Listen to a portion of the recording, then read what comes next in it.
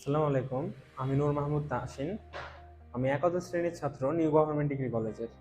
তো আজকে আমি এসেছি আপনাদেরকে একটা জিনিস শেখাতে, বৃত্ত টপিকটা নিয়ে। তো বৃত্ত আমাদের এইচএসসি সিলেবাস যেটা, ওটার একটা অধ্যায় আছে। তো আমরা প্রথমে বৃত্তটার সংজ্ঞা ব্যাপারে জানি। তো বৃত্তের সংজ্ঞা হচ্ছে যে বৃত্ত এমন একটা বিন্দুর সঞ্চার পথ যেটা অন্য একটা বিন্দু থেকে সমান দূরত্ব বজায় রেখে ঘুরতে থাকবে। তো আমি যেটা বললাম, এখন যদি আমরা সেটা বোর্ডে দেখি তাহলে কিছুটা এরকম হবে যে, মনে করেন আমাদের নির্দিষ্ট বিন্দু হচ্ছে এটা, যেটার নাম দিচ্ছি আমি সি। সিতে সেন্টার, জাস্ট ফর মানে যাতে বুঝতে সুবিধা হয়। তো এটার স্থানাঙ্ক আমরা আপাতত ধরি 0,0, অর্থাৎ এটা আমাদের এক্স অক্ষ এবং ওয়াই অক্ষ হয়, তাহলে এটা আমাদের সি বিন্দুটা হচ্ছে 0,0-তে। তো এটা আমাদের নির্দিষ্ট বিন্দু, এবং আমরা যে বৃত্তটা চাচ্ছি সেটা হবে এই নির্দিষ্ট বিন্দু থেকে সমদূরবর্তী একটি বিন্দুর সঞ্চার পথ, যেটা দূরত্ব সবসময় সমান থাকবে। তো মনে করি আমরা এই বিন্দু আরেকটা যেটা, সেটা হচ্ছে পি। তো এটার স্থানাঙ্ক যেহেতু সঞ্চার পথ, তো অবশ্যই চেঞ্জ হবে, ভ্যারিয়েবল।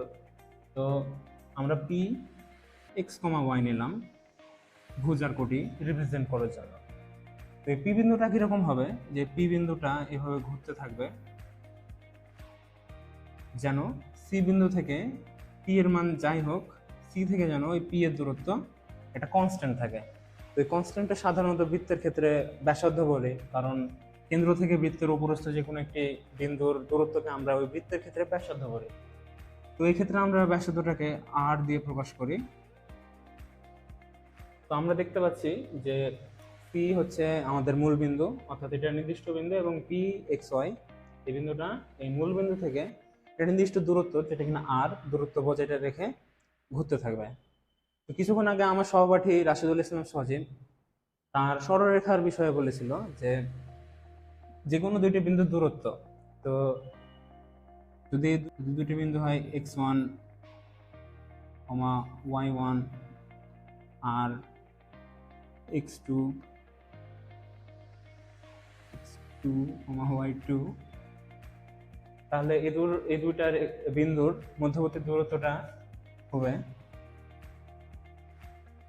রুট ওভার ভুজদ্বয়ের অন্তর, অর্থাৎ x2 মাইনাস x1 এর বর্গ যোগ কোটিদ্বয়ের অন্তরের বর্গ, অর্থাৎ y2 মাইনাস y1 এর বর্গ। তো এক্ষেত্রে আমাদের একটি বিন্দু সি, যেটা কিনা 0,0, এবং যে বিন্দুটা ঘুরবে ওটা হবে x2 y2, এবং এদের দূরত্ব হবে সবসময় আর। তো আমরা এখানে ডি লিখেছি। তো অ্যাকচুয়ালি আমি যাতে বুঝতে সুবিধা হয়, ডি মানে সাধারণত আমরা ব্যাস বোঝাই, তো যাতে আমাদের বুঝতে অসুবিধা না হয় তা আমি এটা মুছে এটা আর করে দিই।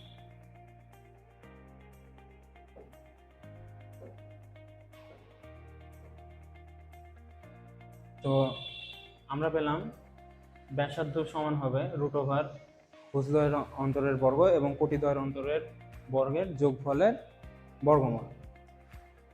তো এই ক্ষেত্রে যদি আমরা এই x2 আর x1 এর এবং মানে বিন্দুগুলোর মানটা যদি বসাই, আমরা ওখান থেকে লিখছি যে r is equal to root over, তো এই বৃত্তের ক্ষেত্রে x1 এর মান 0, তো 0 মাইনাস পি অফ এক্স, অর্থাৎ পি বিন্দুটির ভুজ হচ্ছে আমরা এক্স ধরেছি, 0 মাইনাস এক্স এর বর্গ যোগ 0 মাইনাস, যেহেতু 0 আবার মানে মূল বিন্দুর কোটি হচ্ছে 0 এবং পি বিন্দুটির কোটি হচ্ছে ওয়াই, তো এদের অন্তর হচ্ছে 0 মাইনাস ওয়াই এর হোল স্কোয়ার।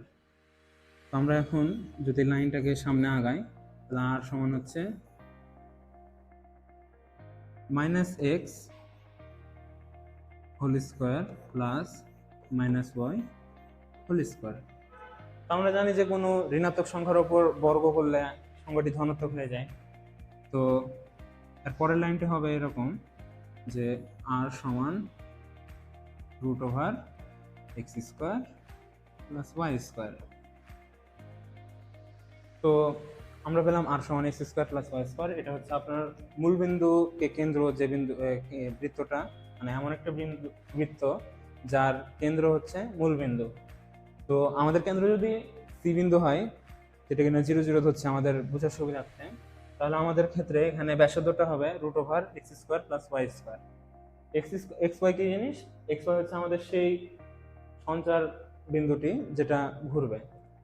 তো এখন যদি আমরা উভয় পক্ষের বর্গ করি যাতে এই স্কোয়ার রুটটা উঠে যায়, তো আমরা এরকম একটা সমীকরণ পাবো যে r² = x² + y²।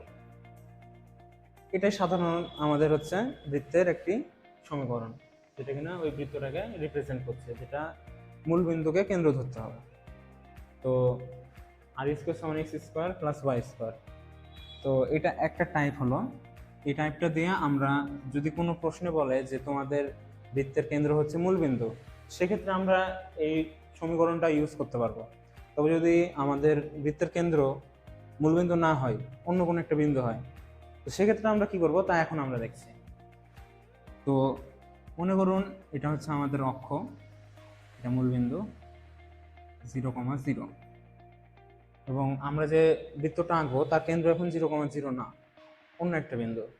তো অন্য একটা বিন্দু মনে করেন আমরা ধরলাম h, k। h, k কেন ধরলাম? অ্যাকচুয়ালি এটা কোনো রিজন না, আমি এটা ভ্যারিয়েবল হিসেবে ধরলাম, যে কোনো আপনারা মান ধরতে পারেন অথবা অন্য ধরনের ভ্যারিয়েবলও ধরতে পারেন, অসুবিধা নেই। তো একইভাবে বৃত্ত থেকে কেন্দ্র থেকে সমদূরবর্তী একটি সঞ্চার পথ এরকম হবে বৃত্তটা। এই বৃত্তের উপরস্থ যে কোনো একটি বিন্দু P(x,y).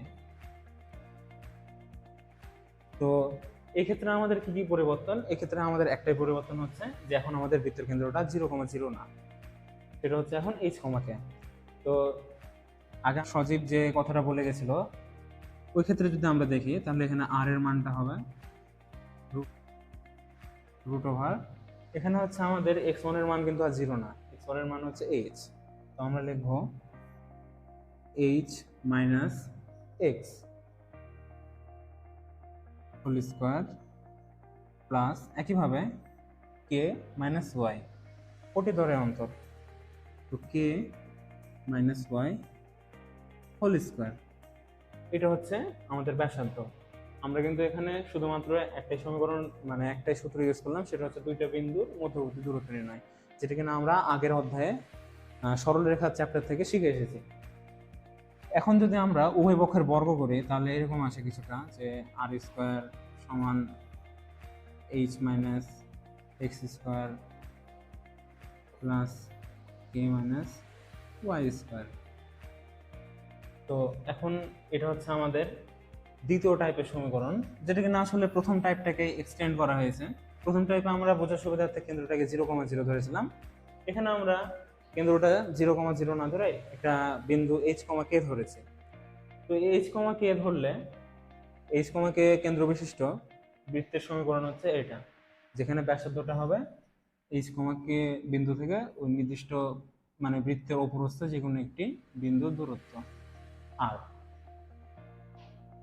তো আমরা এখন ধরতে গেলে এক ধরনের বৃত্তের সমীকরণ শিখলাম, তবে আরেক ধরনের বৃত্তের সমীকরণ আছে যেখানে আমরা বৃত্তের কেন্দ্রটাকে ধরি -g, -f। তো -g, -f আসলে এটা আমরা জাস্ট ধরার সুবিধার্থে। তো এভাবে ধরলে আমাদের একটা নতুন সমীকরণ আসবে, তো সেই সমীকরণটা আমরা দেখি। তো এটাকে কেন্দ্র করে যদি এটা হয় আমাদের ব্যাসার্ধ, তাহলে বৃত্তটা হবে এরকম, এবং এটা ধরে আমরা P, xy। তো এবার হবে কিরকম, যে আগের বৃত্তেতে আমরা কেন্দ্র ধরেছিলাম h কে, তবে এবার আমরা ধরছি -g, -f।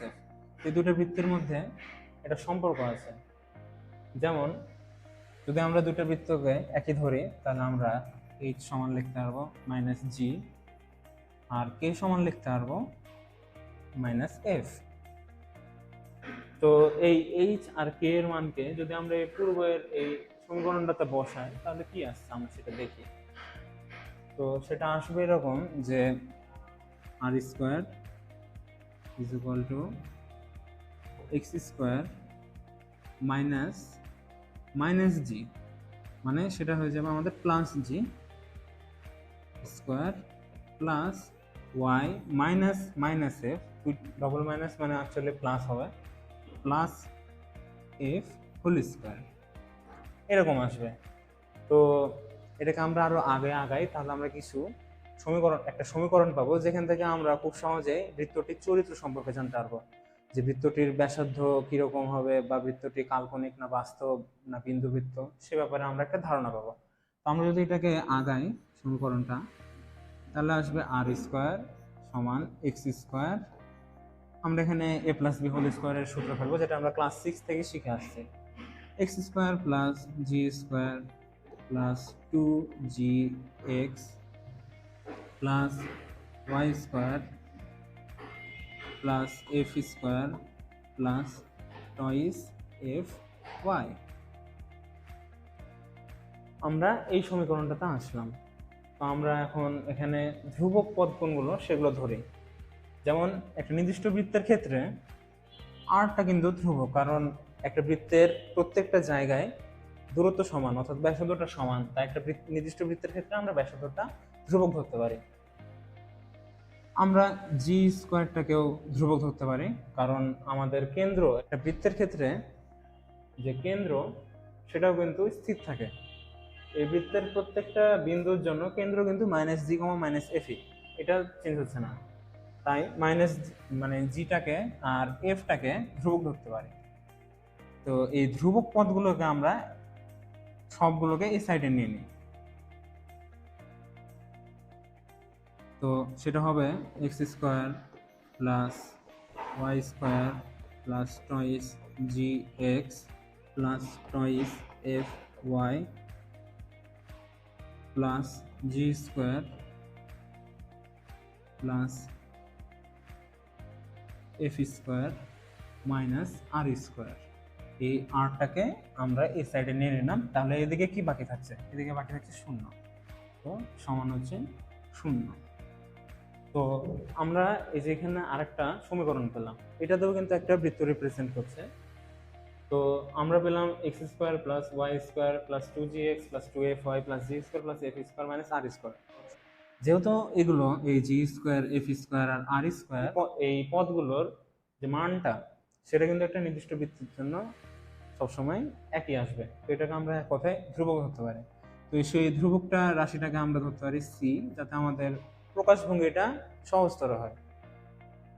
তো যদি এর পরের লাইনে আসি, তাহলে সেম একই x square plus y square plus 2gx plus 2fy, শুধু আমরা এই তিনটা পদের জায়গায় আমরা জাস্ট একটা পদ লিখবো সি সমান 0। সি কেন দিলাম সেটা আগে বললাম, ব্যাখ্যা করলাম। সি অর্থাৎ কনস্ট্যান্ট, একটা বৃত্তের ক্ষেত্রে এই সি এর মানটা সবসময় সমান থাকবে। তো এটা আসলে টাইপ 2। এই সমীকরণটা দিয়েও এক ধরনের বৃত্ত রিপ্রেজেন্ট করা যায়, যেটা কিনা আমরা ওই আগের এইচ কমাকে যে সমীকরণটা ছিল ওটা দিয়েও প্রকাশ করতে পারতাম। তবে ওখানে কিছু সুবিধা ছিল না, যেটা এখানে এই সূত্রের মাধ্যমে আমরা প্রকাশ করতে পারি। তো সেই সুবিধাগুলো কি? সেই সুবিধা হচ্ছে, এই বৃত্ত থেকে যদি আমরা আর এর মান নির্ণয় করতে চাই, তাহলে আর এর মান হচ্ছে আমাদের এইখানে ছিল আর স্কোয়ার।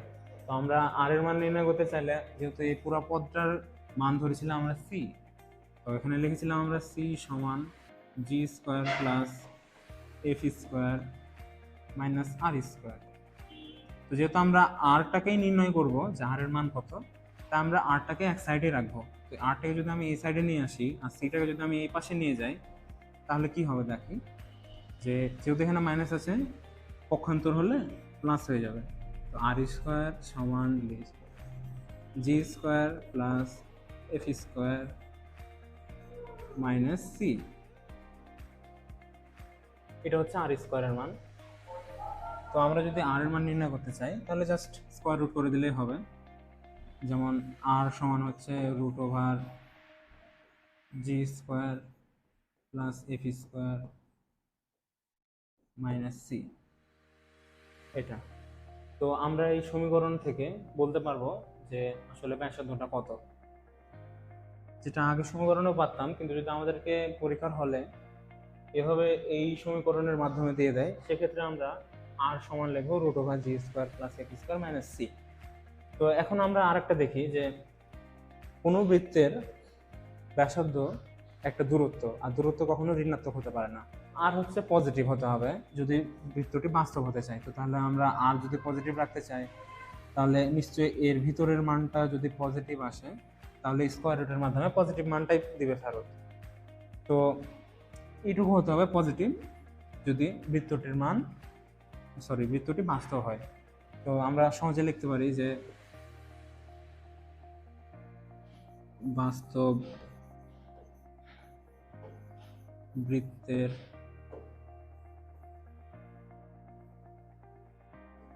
ক্ষেত্রে এটা হবে পজিটিভ। তো আমরা পজিটিভকে g² + f² - c, এটা হবে 0 থেকে বড়, অর্থাৎ পজিটিভ। এখন কি হবে যদি এটার মান 0 আসে? তাহলে √² 0 মান 0, অর্থাৎ r এর মানটা 0 আসবে। সেক্ষেত্রে আমাদের বই একটা নতুন কনসেপ্ট নিয়ে আসা হয়েছে, যদি কোনো বৃত্তের ব্যাসার্ধের মান 0 হয়, তবে বৃত্তটি হবে বিন্দু বৃত্ত। তো যদি আমরা এখন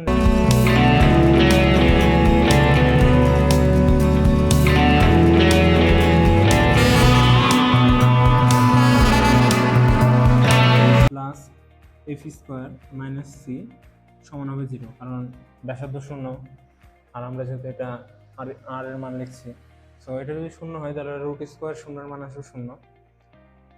তো আর এর মান 0 হলে আমরা লিখলাম যে বৃত্তটি বিন্দু বৃত্ত হবে। কিন্তু কি হবে যদি আমরা এই g² + f² - c এর মান নেগেটিভ আসে? তো জানি যে আমরা যদি রুটের ভিতরে রুট ফাংশনটা হচ্ছে পজিটিভ নাম্বারের জন্য ডিফাইন, তো যদি রুটের নিচে কোনো মাইনাস সংখ্যা আসে, সেটা আসলে কমপ্লেক্স হয়ে যায়। তো এটারও মান আসবে, সেটা হচ্ছে বাস্তব সংখ্যাতে। যেমন যদি এটা হয় x হয় √(-x), তাহলে এটা আসবে, এটা সমান লিখতে পারবো √(x i) ইমাজিনারি নাম্বার। তো ইমাজিনারি নাম্বারটা আমরা সেকেন্ড ইয়ারে শিখবো, আমাদের ফার্স্ট ইয়ারে এই জিনিসটা মানে আলোচনাধীন না। তো যেহেতু আমরা একটা রেডিয়াসটার মান আসছে অবাস্তব সংখ্যাতে, তো তাহলে আমরা যদি লিখি যে এটার মান যদি ঋণাত্মক আসে, তাহলে অবশ্যই বৃত্তটি হবে অবাস্তব। তো আমরা লিখবো যে অবাস্তব বৃত্তের ক্ষেত্রে g² + f², ওই যে ওই অংশটা রুটের নিচের এই অংশটা f² - c, এটা হবে ঋণাত্মক, অর্থাৎ 0 থেকে ছোট। তো যদি g² + f² - c এটা 0 থেকে ছোট হয়, তাহলে আমরা সে বৃত্তটাকে বলবো অবাস্তব বৃত্ত, যেটার পর্যায় সঞ্চার পথটা আমরা এই 2D ডাইমেনশনে আপাতত প্লট করতে পারবো না। তো এই গেল আমাদের বাস্তব বিন্দু এবং অবাস্তব বৃত্তের সমীকরণ থেকে কিভাবে এটা নির্ণয় করবো যে বৃত্তটি বাস্তব, অবাস্তব নাকি বিন্দু বৃত্ত।